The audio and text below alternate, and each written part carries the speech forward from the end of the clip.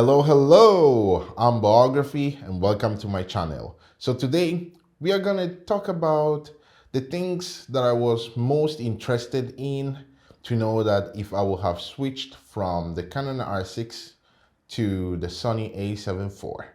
You will need to stick to the end to know about if I'm switching or not. So let's talk about it.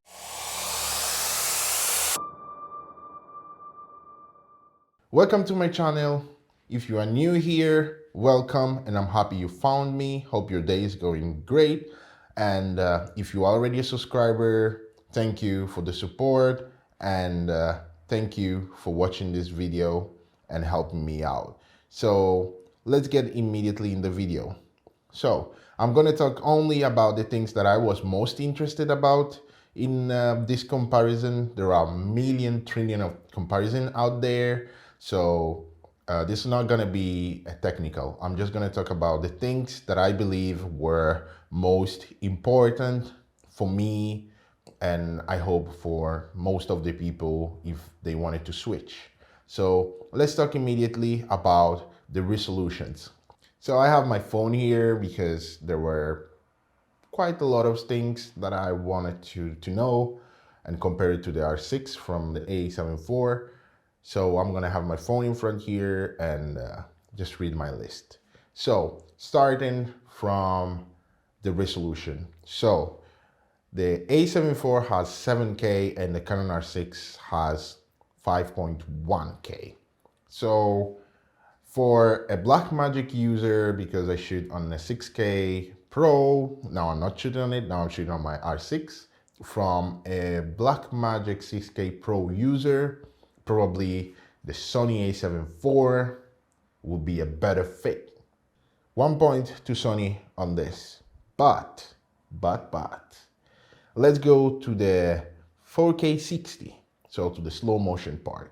So the Canon R6 still does 4K 60 with 1.1 crop, because the Canon R6 has a 1.1 crop on the moment that you switch on 4K, and the same is for 4K 24 or 25.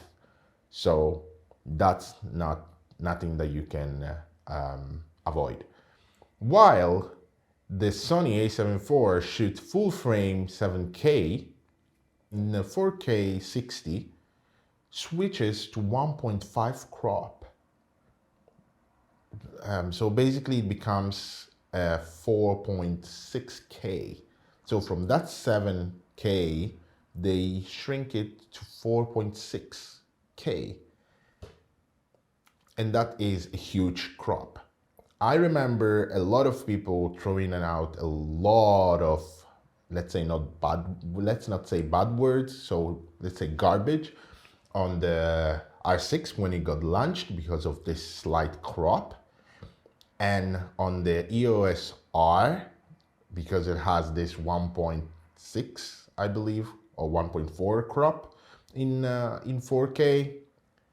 People were throwing so much trash at it. But when Sony released the A7IV with this 1.5, there are a lot of YouTubers that weirdly, they just switched on, oh, well, the 4K 60 is fine. Like, it's not a big issue. And I'm like, wow, people, let's be sincere here. The 4K 60 cropped is a problem.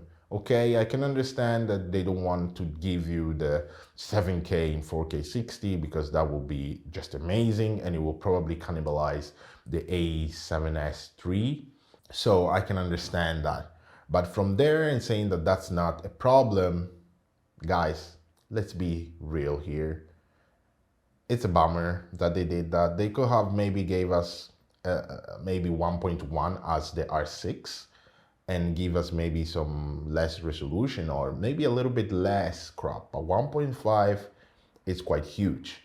I don't want to stay there and keep like switching my lenses to have the same kind of frame every time. So this is a letdown for me. So Let's go to the next point because I have spent a lot of time on this. The A7 IV has 33 megapixels and the Canon R6 has 20 megapixels. Is that a problem? No. Where it becomes maybe a problem when you are cropping. So in pictures or in videos, when you want recomposed, maybe it becomes a little bit more difficult recomposing because you don't have that much amount of cropping. But I don't find that is a problem for me. I have done plenty of work with the R6 and 20 megapixels were pretty enough for me. So I will give a check here on Sony, but it's not a problem for me to have 20 megapixels, if I have to say the truth. Let's go to the next point. And this is one of the points where I was most interested. So the Sony A7 IV has 10-bit 422 in all recording formats. So the S-Cinetone, you can set it to 10-bit 422, the S-Log3, and then all the standard formats, you can switch them all to 10-bit 422. Why Canon didn't give us this kind of things already from the beginning? But I guess this one goes to Sony because it's fantastic that Sony does that. So I would like to know why Canon doesn't do that, because even with the R3, I believe they did the same. So Canon, why are you keeping doing that? But let's go to the next point. This is one of the things that annoys me the most. HDMI. The Sony A7 IV has a full-size HDMI. Canon still don't give the full-size HDMI to none of the mirrorless cameras. Why? Why? Like, this sometimes frustrates me so much. I can understand that they are photography cameras and stuff like that and blah, blah, blah. But Sony is doing it. Why don't you do it, Canon? Please, Canon. Start giving us this full-size HDMI, please, because we are tired of breaking ton and ton of this micro HDMIs. Like, it should be a hybrid camera, the R3. So why are you keep giving us the micro HDMI? Canon, please switch that HDMI, please. So let's go to the next point. Recording times. Well, the A7 IV has unlimited record time. I say unlimited because until it overheats or the battery dies or you are in hot temperatures, you're gonna keep running it until it will probably overheat eventually, or the card will be full, or as I said, the battery will die.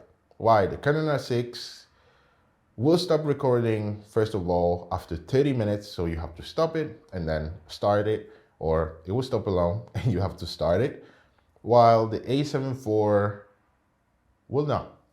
So I don't know why Canon will not give us that, even in the R6 and then R5 bodies, because the R3 has already that removed. So Canon, please do that. Even though we know that in 4K formats, except the R5 in the 4K standard format, it will not overheat, but the HQ and the Canon R6 in all the 4K formats, it will overheat if you're recording internally after about 30 minutes, 35 minutes. So please just remove it.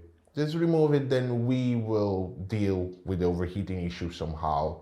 But just please remove it. Remove it. I beg you, Canon, remove it. Let's go to the next point.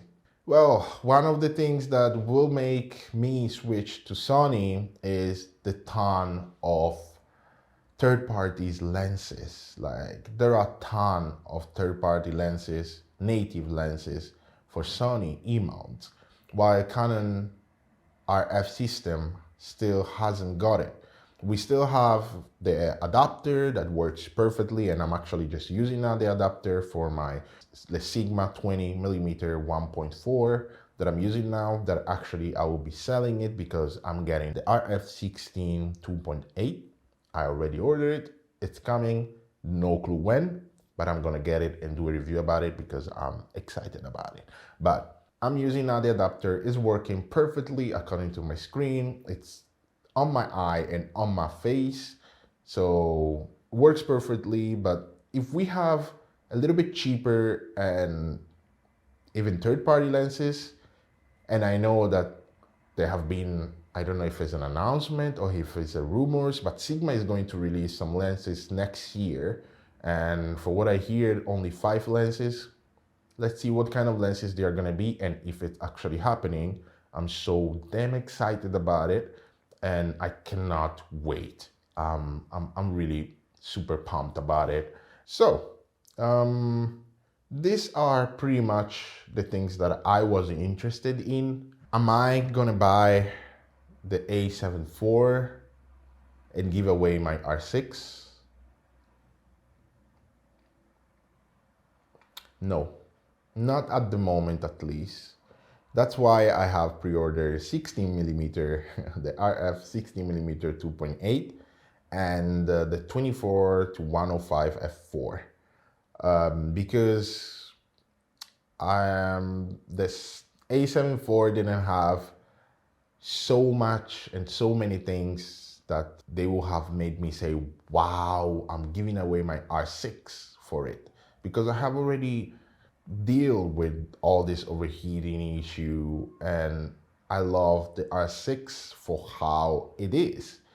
So the A7IV didn't have a much upgrade for me, for my own opinion, to make me switch from my R6. But leave me a comment to know about what you think and what is your opinion in this. It's good to have a healthy discussion. Let's not blame each other on, oh, you are Canon fanboy, you are Sony fanboy. No, I'm a gear fanboy and I shoot Blackmagic and I shoot Canon, and I had Nikon. My first camera was a Nikon actually, or Nikon, or however you want to say it. But hey guys, thank you for sticking here with me. Oh damn, this is a long one. So thank you for sticking here with me and hearing me bluttering. But hope to have a healthy discussion with you guys down below. Thank you guys. Stay healthy, stay blessed, and thank you for watching this video. See you in the next one.